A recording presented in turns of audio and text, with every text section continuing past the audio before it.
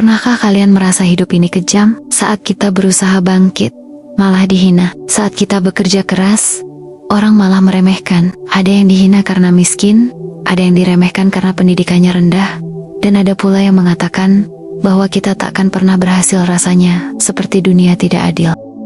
Saya ingin kalian pikirkan ini. Jika ada seseorang menghina kalian sekarang, apa yang akan kalian lakukan? Marah, membalas, atau merasa sakit hati? Kebanyakan orang akan bereaksi seperti ini. Tapi tahukah kalian, semua orang hebat di dunia ini pernah dihina.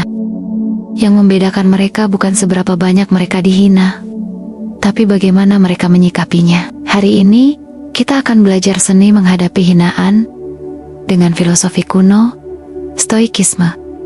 Cara lain, cara yang lebih kuat, lebih elegan. Cara para filsuf besar, para pemimpin dunia, dan orang-orang yang akhirnya sukses. Sebuah ilmu yang akan mengubah cara kalian menghadapi hidup. Di dalam kehidupan ini, mau tidak mau, kita tidak bisa mengendalikan sesuatu di luar diri kita. Meskipun kita sudah baik sama orang, belum tentu menjamin orang itu akan berbuat baik sama kita. Sebaik apapun kita tetap akan terlihat tidak baik bagi orang yang tidak suka dengan kita. Bahkan di dalam lingkungan keluarga pun juga demikian. Dipandang sebelah mata, sering dikucilkan, hanya dianggap di saat dibutuhkan saja. Begitu juga yang pernah dialami oleh tokoh-tokoh besar seperti Chairul Tanjung. Anak yang lahir dari seorang sederhana ini pernah hidup susah untuk bayar kuliah saja. Ia harus jualan buku stensilan, kaos, sampai fotokopian. Banyak yang bilang, anak orang miskin, kuliah di UI, paling juga Deo. Dan ada pula yang menjulukinya sebagai anak singkong, tapi dia tidak menyerah. Ia tetap berjalan, meski diremehkan. Dan lihatlah hari ini, Chairul Tanjung bukan hanya berhasil, tapi menjadi salah satu konglomerat terbesar di Indonesia. Lalu ada Susi Pujastuti, seorang perempuan yang dulu dianggap sebelah mata karena hanya lulusan SMP. Banyak yang meremehkan, mengatakan, orang tanpa ijazah mau jadi apa? Tapi dia membuktikan bahwa kemampuan belajar yang tinggi, kerja keras, dan keberanian lebih berarti daripada sekadar gelar. Dari jualan ikan, ia membangun bisnis perikanan besar, bahkan memiliki maskapai penerbangan sendiri. Akhirnya, dia menjadi Menteri Kelautan dan Perikanan Republik Indonesia. Dan begitu juga dengan B.J. Habibie. Waktu muda, dia dipandang sebelah mata karena bermimpi membuat pesawat terbang. Banyak yang tertawa, menganggap itu mimpi anak kecil, tapi dia tidak membalas hinaan dengan amarah. Dia hanya terus bekerja keras, dengan bukti, dan akhirnya Indonesia punya pesawat buatannya sendiri. Lalu bagaimana caranya kita menghadapi hinaan? Stoikisme mengajarkan kita, jangan bereaksi berlebihan terhadap hinaan. Bukan hinaan yang menyakiti kita, tetapi cara kita menyikapinya. Artinya, jika seseorang menghina kita, kita punya dua pilihan: marah dan membiarkan hinaan itu melukai kita, atau diam dan membuktikan dengan tindakan. Hinaan itu seperti batu. Jika dilemparkan ke arah kita, kita bisa memilih untuk membiarkannya melukai kita, atau kita bisa menggunakannya untuk membangun pijakan yang lebih tinggi. Kita harus bisa menerima kenyataan bahwa kita tidak bisa mengendalikan mulut orang lain, tapi kita bisa mengendalikan diri kita sendiri. Sekarang, mari kita bicara tentang bagaimana menjadikan hinaan sebagai kekuatan. Yang pertama, jangan ambil hati hinaan itu seperti angin. Bayangkan, seorang anak kecil yang berjalan di tengah hujan. Saat hujan turun, ada dua jenis anak. Yang pertama, murung, menangis, dan mengeluh karena basah. Yang kedua, justru berlari, melompat-lompat, dan menikmatinya.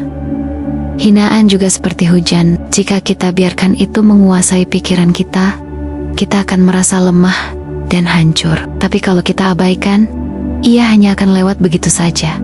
Berapa banyak orang yang hidupnya berhenti hanya karena satu hinaan? Ada yang gagal bisnis sekali, lalu malu, tidak mau mencoba lagi. Ada yang gagal ujian, lalu merasa bodoh selamanya. Ada yang dihina fisiknya, lalu kehilangan rasa percaya diri seumur hidup. Padahal, Orang-orang yang menghina kita, mereka tidak akan ingat apa yang mereka katakan. Tapi kita yang terlalu mengambil hati, justru menyimpan kata-kata mereka dalam pikiran kita selama bertahun-tahun. Jadi, jangan biarkan hinaan tinggal di dalam hatimu. Anggap saja angin lewat. Yang kedua, gunakan hinaan sebagai bahan bakar balas dengan prestasi. Bayangkan seorang pria muda bekerja sebagai kuli bangunan. Setiap hari, dia mengangkat batu bata. Tubuhnya lelah, tangannya kasar. Teman-temannya berkata, "Sampai tua, kau cuma akan jadi kuli." Tapi dia tidak menjawab. Dia hanya bekerja lebih keras, menyisihkan sedikit uang untuk belajar keterampilan baru. Tahun demi tahun berlalu. Sekarang, dia pemilik perusahaan properti sendiri yang mampu mempekerjakan banyak orang. Orang-orang yang dulu meremehkannya, mereka kini justru bekerja untuknya. Banyak orang berpikir, aku ingin membalas hinaan ini, tapi mereka membalas dengan kata-kata, dengan emosi. Itu hanya akan sia-sia. Jika kau ingin membalas hinaan, balaslah dengan prestasi. Buktikan bahwa mereka salah. Buktikan bahwa kau lebih besar dari kata-kata mereka. Yang ketiga, buktikan dengan tindakan. Jangan sibuk membalas. Fokuslah untuk maju. Pernahkah kalian lihat balapan mobil? Mobil yang berada di posisi terdepan tidak punya waktu melihat ke belakang. Dia hanya fokus ke depan, ke garis finish. Tapi mobil yang terus melihat ke belakang, dia akan kehilangan kecepatan, bahkan mungkin menabrak. Banyak orang yang gagal dalam hidup bukan karena tidak berbakat, tapi karena terlalu sibuk menanggapi hinaan. Mereka ingin menjelaskan diri, mereka ingin membalas komentar negatif, mereka ingin membuat semua orang mengerti. Tapi pertanyaannya, untuk apa orang yang menghina kita tidak akan berhenti hanya karena kita menjelaskan diri kita? Mereka hanya akan diam saat kita sudah sukses. Jadi, jangan buang-buang waktu untuk menjelaskan. Lebih baik gunakan waktumu untuk membuktikan. Dan yang terakhir, fokus pada diri sendiri, bukan opini orang lain. Pernahkah kalian melihat kapal besar di lautan? Kapal tidak akan tenggelam hanya karena ada air di sekitarnya. Kapal hanya akan tenggelam jika air masuk ke dalamnya. Begitu pula dengan hinaan.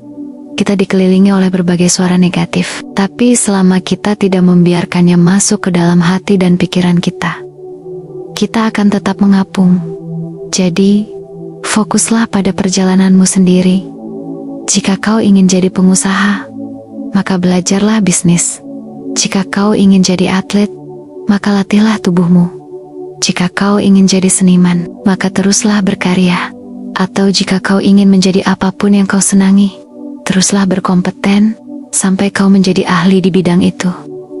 Orang akan selalu berbicara tentangmu, tapi ingat, hidupmu bukan ditentukan oleh kata-kata mereka, tapi oleh tindakanmu sendiri.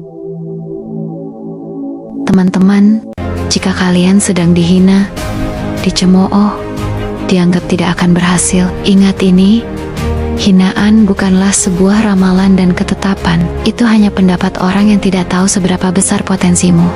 Kalian mungkin belum sukses hari ini, tapi kesuksesan bukan soal cepat atau lambat. Kesuksesan adalah tentang siapa yang bertahan sampai akhir. Chairul Tanjung, Susi Pujiastuti, B.J. Habibie, mereka semua pernah dihina, tapi mereka tetap berjalan.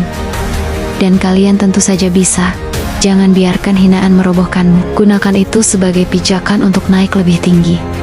Hari ini mereka meremehkanmu, tapi jika kau terus maju, suatu hari nanti mereka akan bertanya, bagaimana caranya kau bisa sampai ke sana?